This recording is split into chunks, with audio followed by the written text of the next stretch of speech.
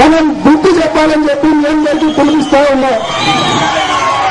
ఏది ఏమైనప్పటికీ అన్న మాట కోసం న్యాయ అభిచారంలో నడుస్తున్న మన శర్మలమ్మ గారిని మనమంతా కూడా మద్దతు వేసిన అవసరం ఉందని చెప్పి తెలియజేస్తూ ఉన్నాం. ఈ పాదయాత్ర విజయవంతం కావాలని ఇక్కడికి చేసిన ప్రతి ఒక్కరు కూడా అక్కను ఆశీర్వదించమని ఆశీస్సులందించమని మేమంతా కూడా కోరుతా ఉన్నా. ఇంత ఘనస్వాగతం పలుకుతున్న వేముల మండల సోదరులకు, స్నేహితులకు, అక్కలకు, చెల్లెమ్మలకు పేరు పేరున ధన్యవాదాలు చెప్తూ ముగిస్తున్నా. మన స్నేహితులతో ఉన్నప్పుడు చాలా లక్ష్య చెందారు. ఆ అమ్మాయి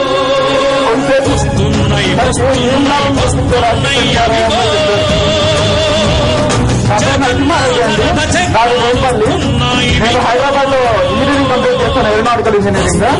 నేను ఫస్ట్ ఇయర్ లో ఉన్నప్పుడు నాకు హైదరాబాద్ యాక్సిడెంట్ జరిగిందండి. ఒకప్పుడు 108 అనేది ఎక్కడో జిల్లా కేంద్రాల్లో మాత్రమే ఉండేదండి, అన్ని చోట్ల దొరికేది కాదు. 108 పెట్టడం వల్ల ప్రతి ఒక్క ఊళ్ళో ఎక్కడన్నా రోడ్ యాక్సిడెంట్ జరిగింది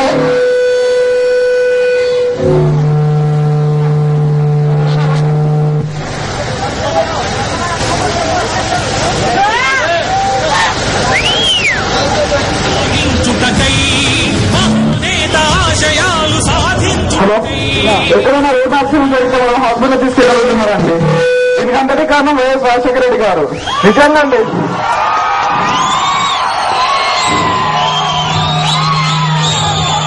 108 అనేది నిజంగా ఒక ప్రాణదాత అనేది మాత్రం. దానివల్ల ఎంతో మంది ఉన్నారు. చాలా పట్టుకున్న అంటే కొట్లాడుకో రోడ్ల మీద ఉన్న వాళ్ళని హాస్పిటల్ తీసుకెళ్ళడం జరిగింది. దాని తర్వాత నేను హాస్పిటల్ జాయిన్ చేయడం జరిగింది. చాలా ఖర్చు అయింది.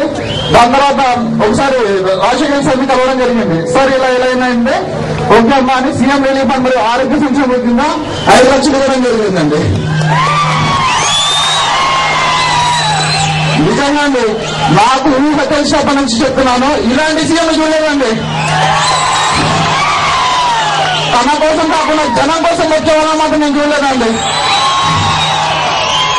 నిజంగా నాకు స్నేహితులు చాలా మంది ఉన్నారు. వాళ్ళందరికీ ఇంజనీరింగ్ చదవడం అనేది కలండి.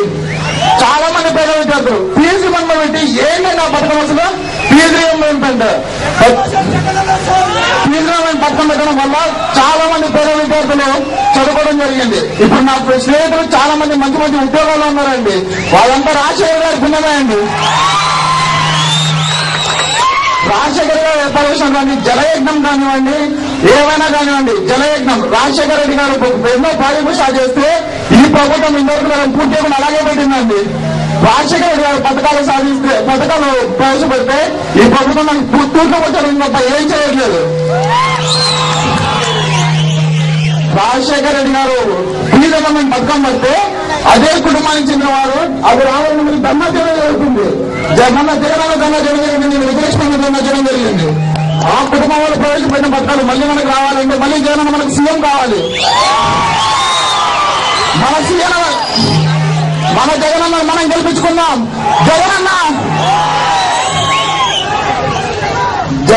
జైల్లో పెట్టగలిగా కానీ జనాభా మాత్రం దాచిపెట్టకపోయారు వాళ్ళు.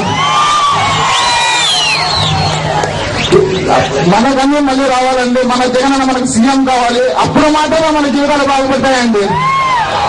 జగనన్న జగనన్న జగనన్న రాజన్న రాజన్న థ్యాంక్ యూ అండి.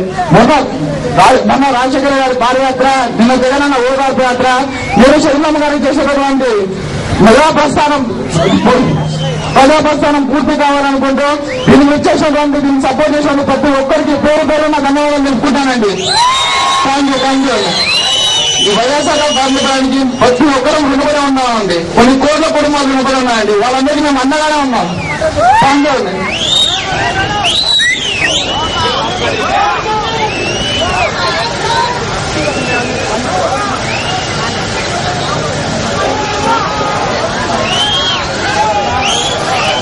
జగన్ జగన్